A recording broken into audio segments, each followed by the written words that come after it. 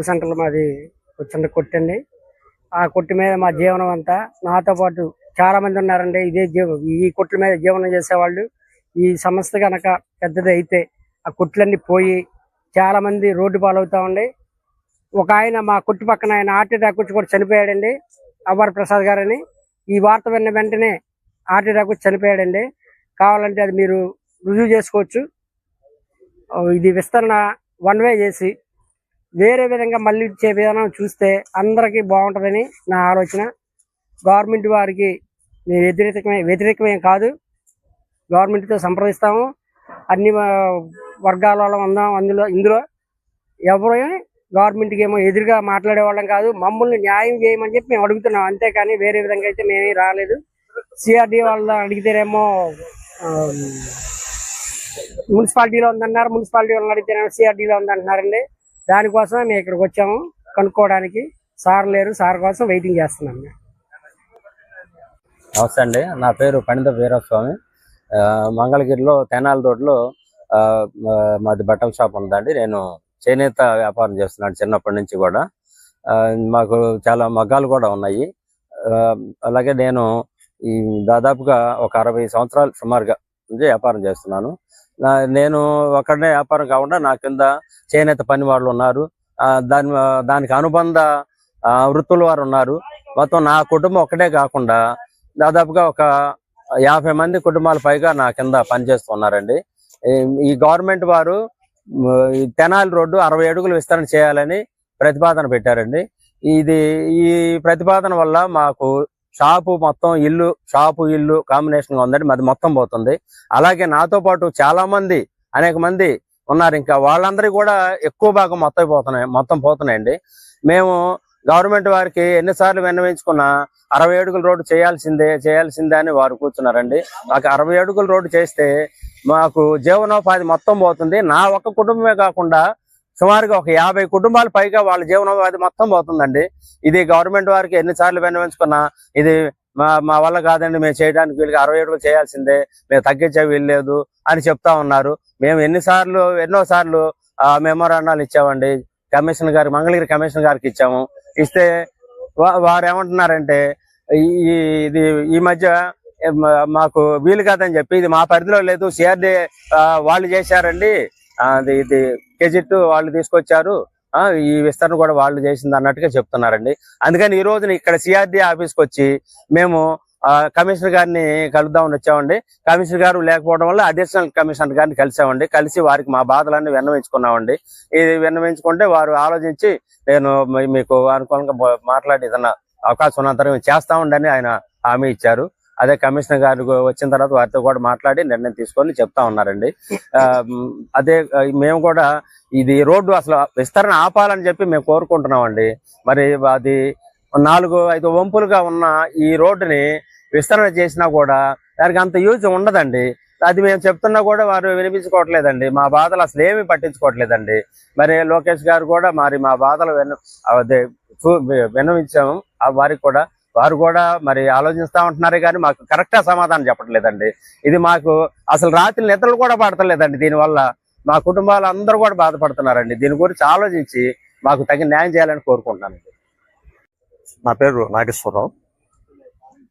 Mangalagiri Gautama Buddha road నుంచి మిద్ది centre వరకు ఉన్న రోడ్డు గతంలో 2006లో జియో పాస్ చేసి 40 అడుగులు రోడ్డుగా చేశారు. అక్కడి నుంచి రాజీవ్ సెంటర్ వరకు ఉన్న రోడ్డును 60 అడుగులుగా చేశారు. ఆ పరిధి మేరకు అప్పటి తర్వాత కట్టిన బిల్డింగ్లన్నీ కూడా 10 అడుగుల మేరకు, అంటే 40 అడుగులు చేసే విధంగా ఉండే విధంగా రోడ్డుని వదిలివేసే బిల్డింగుల నిర్మాణాలు జరిగినాయి.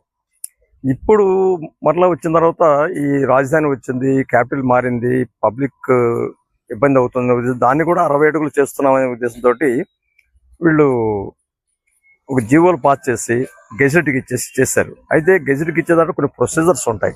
ఈ ప్రొసీజర్స్ కూడా వాళ్ళు ఏంటంటే వాళ్ళు ఇది పాస్ చేస్తామని చెప్పేసి వాళ్ళు రిటర్న్ గా ఉన్న పేపర్ల ద్వారా వాళ్ళు చేసుకున్నారు తప్ప పబ్లిక్ ఎవరు కూడా ఇంటిమేషన్ చేయలేదు. ఈ ఇష్యూ గురించి మేము గ్రీవెన్స్ ఇచ్చినప్పుడు కూడా కలెక్టర్ గ్రీవెన్స్ ఇచ్చాము, కమిషనర్ గారికి ఇచ్చాము, వేరే రకాలుగా ఇచ్చినప్పుడు కూడాను వచ్చే రిజల్ట్స్ ఏంటంటే ఇది మా పరిధిలో లేదు, సిఆర్డీ వాళ్ళు చేశారని చెప్పొస్తున్నారు.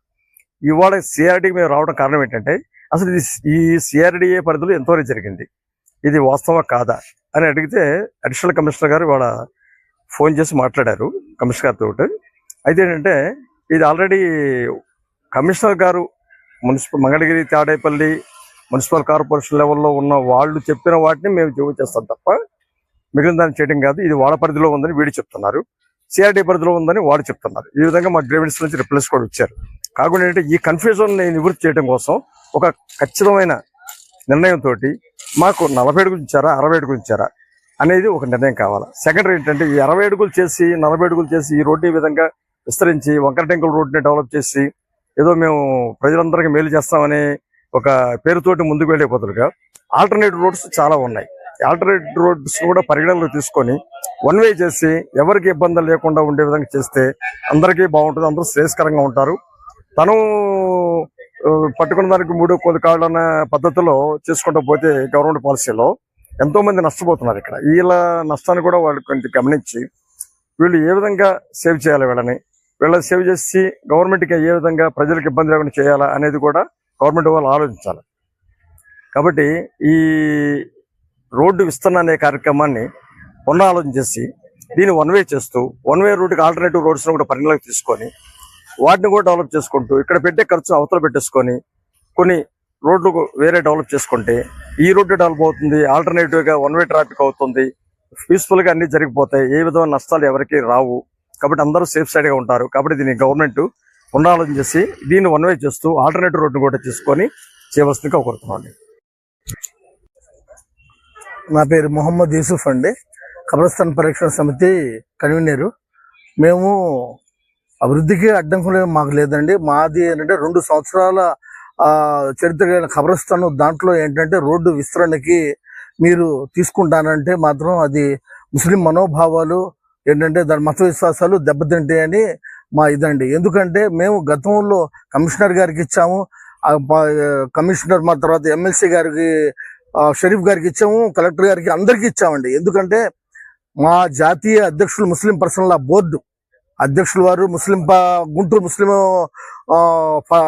ధార్మిక పండితులు కూడా ఫత్వా జారీ చేస్తారు. ఎందుకంటే ఒక్క నోటిఫికేషన్ అయింది కాబట్టి దాన్ని ఎటువంటి రోడ్డుకు విస్తరణ కానీ దేనికి కానీ ఉపయోగించరాదని ఆల్ ఇండియా ముస్లిం పర్సనల్ లా కూడా అది ఫత్వాలు కూడా ఇచ్చారు.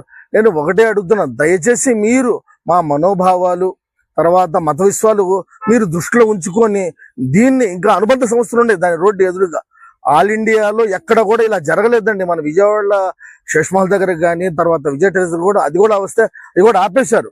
ఒకటి ఇంకో విషయం ఏమంటున్నారంటే ఫ్లైఓవర్ అంటారు. మా మత పండితులు ఫ్లైఓవర్ కూడా దాని అనుమతి లేదు. ఎందుకంటే దాని మీద ఎటువంటి వెళ్ళటని వీల్లేదని మేము చెబుతున్నాము. దయచేసి ఒక పని చేయండి. అంతకుముందు కూడా ఉన్న ప్రభుత్వం ఏం చేశారంటే ఇలాగే కొడతానికి వస్తే మా తెలుగుదేశం తమ్ముళ్ళు కూడా మాకు సహాయం చేశారు, సహకరించారు.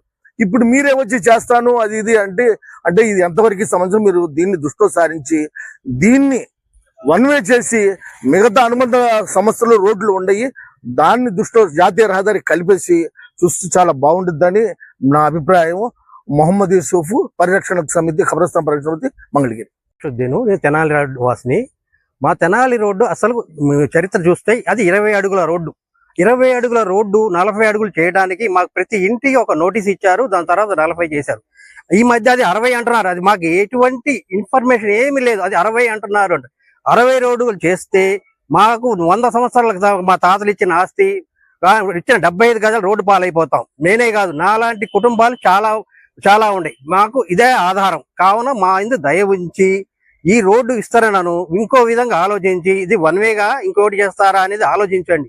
ఇలా చేయడం వల్ల నేను ఒక్కనే కాదు, మా తమ్ముడికి వచ్చిన 75 గజాలు పోతుంది, నాకు వచ్చిన 75 గజాలు మొత్తం పోయి పిల్లలకి రోడ్డు పాలైపోతారు. మాకు వేరే ప్రత్యామ్నాయం ఏమీ లేదు. కావున దీన్ని ఆలోచించుకొని మా మీద దయ ఉంచి ఆలోచిస్తారని అనుకుంటున్నాం. అది కాక ఇదే రోడ్డులో 200 సంవత్సరాల చరిత్ర గల ఖబర్స్థాన్ ఉంది, ఒక చర్చి ఉంది, ఒక గుడి ఉంది. కావున మా ఇందు దయ ఉంచి ఈ అన్నిటికీ ఒకళ్ళకి ఇది లేకుండా మీరు సామరస్యంగా